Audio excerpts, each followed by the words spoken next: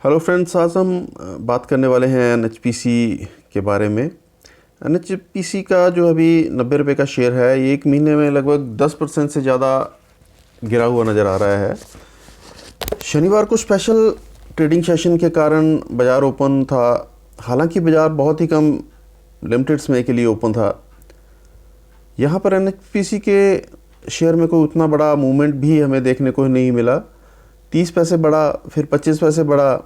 यहाँ पर एक छोटा सा सपोर्ट नज़र आया इस कंपनी के लिए, क्योंकि देखा जाए तो पिछले कुछ समय में इसका प्रदर्शन इतना बढ़िया नहीं चल रहा है। इससे पहले अगर आप हमारे चैनल पर नए हैं और आपने अभी तक चैनल सब्सक्राइब नहीं किया है तो कृपया अभी चैनल को सब्सक्राइब कर लीजिए। हम आपके लिए इन्फॉर्मेटिव वीडियोस लाते रहेंगे जो कि आपके लिए हेल्पफुल हो सकते हैं। वापिस एनएचपीसी पर आते हैं। अगर हम एक साल का ग्राफ देखेंगे तो बात करेंगे उसके बारे में। 90 रुपये का शेयर है। एक साल में इसका लगभग 124% के आसपास ग्रोथ हुआ है, और इंट्राडे में अगर हम देखते हैं तो लगभग 112 रुपये तक का इसने हाई बनाया था। उसके बाद कुछ टाइम वहाँ रहने के बाद फिर जैसे ही इसके रिज़ल्ट्स आए, जो कि इतने उत्साहित नहीं थे, और एक झटके में ये गिर गया। 112 रुपये से ये 80 रुपये पे चलता फिरता नज़र आया, लेकिन जल्द ही तेज़ी दिखाई दी और 96-97 पर पहुंच गया। फिर दोबारा गिरा। अभी ये 90 रुपये के आसपास ही ट्रेड कर रहा है, अटका हुआ है। जब ये 100 रुपये के ऊपर था तो करेक्शन देखने को मिला था और ख़रीदारी के मौके थे वहाँ पर। ठीक है, अभी भी ये कुछ टाइम से 80 से लेके 90 रुपये के बीच रहने की उम्मीद है, लेकिन जैसे ही गर्मियों का टाइम आएगा, बस वही इसका सीज़न वाला टाइम होने वाला है। अगले महीने से कह सकते हैं कि यहाँ पर एक अच्छी खासी तेज़ी हम एक्सपेक्टेड करेंगे, क्योंकि अगर आप देखो तो पावर कंपनीज़ की अगर हम बात करें तो पिछले एक दो महीने से, जैसे कि एनएचपीसी में हालांकि 10% का डिक्लाइन है, हालांकि तेज़ी भी यहाँ पर हम कभी कभार उसमें देख रहे हैं। लेकिन अगर हम पावर सेक्टर की बात करें तो सबका लगभग एक जैसा ही हाल है। एसजेवीएनएल भी सेम है, यहाँ पर तकरीबन 15% गिरा हुआ है। या इसके नंबर तो और भी ज़्यादा ख़राब आए थे। ये तो 175 रुपये के इंट्राडे लेवल से गिरकर 108 पर पहुंच गया था, लेकिन अभी भी कोशिश कर रहा है 120 रुपये पे आने की। दूसरी तरफ बड़ी बड़ी कंपनीज़ की बात करें तो अगर टाटा पावर अगर आप देख लोगे तो पिछले एक महीने में टाटा पावर भी डिक्लाइन की पोजीशन पर है। ये भी अटेम्प्ट कर रहा है, कोशिश कर रहा है संभलने की और तेज़ी दिखाने की कोशिश कर रहा है। पिछले कुछ समय से अदानी पावर भी अगर आप देखोगे तो वह भी वहीं पर ही लगभग ट्रेड कर रहा है। अप्स एंड डाउन्स डेफिनेटली इस दौरान में यहाँ पर हमें देखने को मिले हैं। तो देखा जाए तो हम कह सकते हैं कि पिछला एक महीना जो रहा है वो काफ़ी उतार चढ़ाव वाला और अच्छा नहीं रहा है पावर कंपनीज़ के लिए।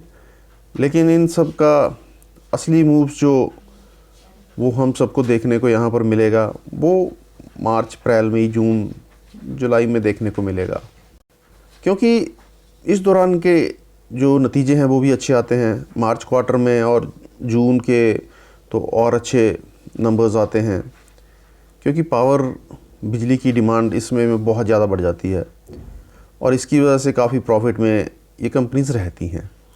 ये कंपनीज़ यहाँ पर अगर हम इस कंपनी के वेबसाइट पर जाते हैं तो एनएचपीसी कंपनी सबसे largest hydro power development company है। ये इंडिया में कह लो तो यहाँ पर, और देखा जाए ना तो कंपनी के जो सबसे ज़्यादा कैपेसिटी है वो हाइड्रो पावर में ही है, लेकिन उसके साथ साथ कंपनी जो है वो लॉन्ग टर्म के विज़न के साथ चलती हुई नज़र आ रही है। ये कंपनी हाइड्रो पावर में अपनी कैपेसिटी 7000 मेगावाट से 9000 मेगावाट तक ले जाने की और देख रही है, और हो सकता है ये ले भी जाए। इसके साथ साथ सोलर में भी अपनी कैपेसिटी को बढ़ाने का इनका प्लान है।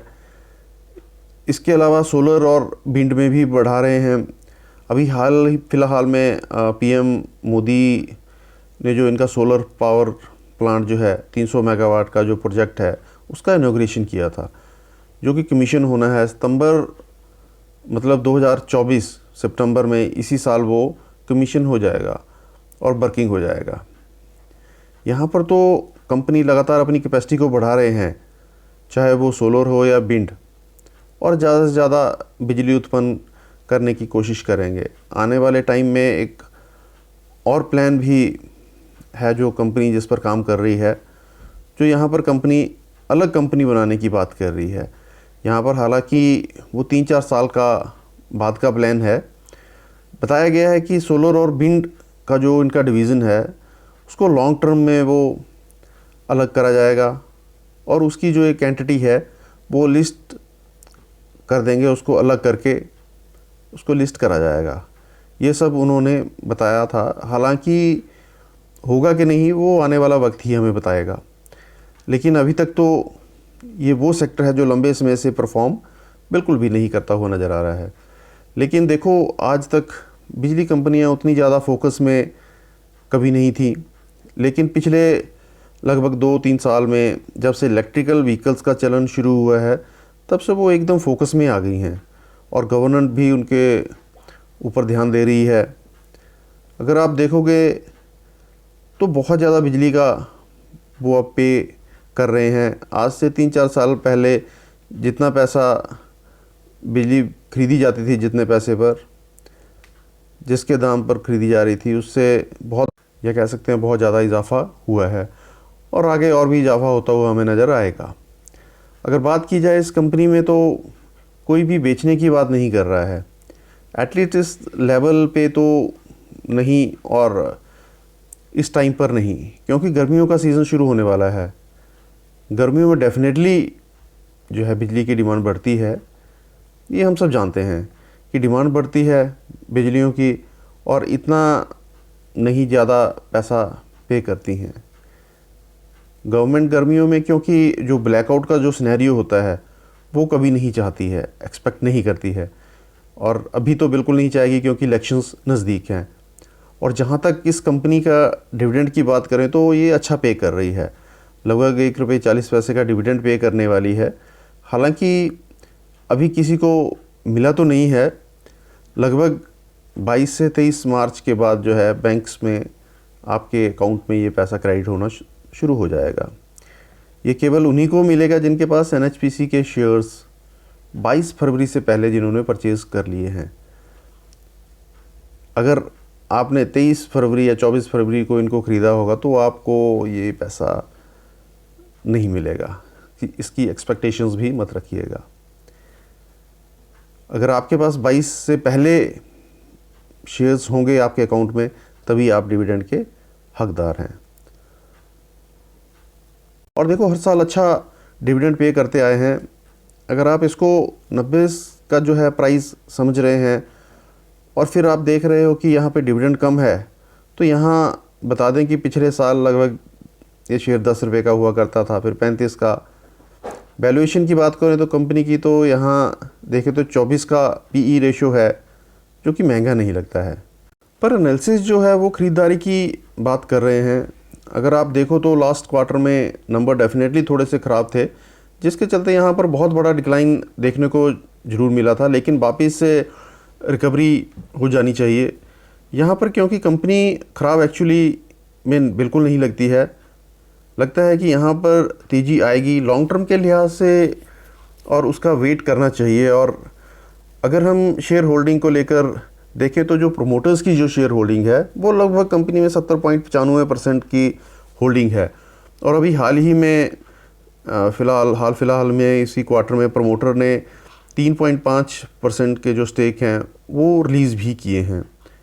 लेकिन अच्छी बात यह है कि इंस्टीट्यूशन जो है वो बहुत अच्छी मात्रा में है यहाँ पर। लेकिन देखना ये होगा कि जनवरी में ये शेयर काफ़ी अच्छी तरीके से भागा था, और भी इंटरेस्टिंग ये होगा कि इतनी बड़ी जो तेज़ी दिखाई दी थी वो इंस्टीट्यूशनल जो थे, म्यूचुअल फंड, डोमेस्टिक और FILs उन्होंने बिकवाली करी है या बने रहेंगे इसी में? क्योंकि देखो, जब शेयर अभी लंबे समय से कंसोलिडेट कर रहा है तो लगता है कि रिटेल का अट्रैक्शन अभी भी इसमें बना हुआ है, लेकिन फिर भी शेयर में तेज़ी नहीं आ रही है।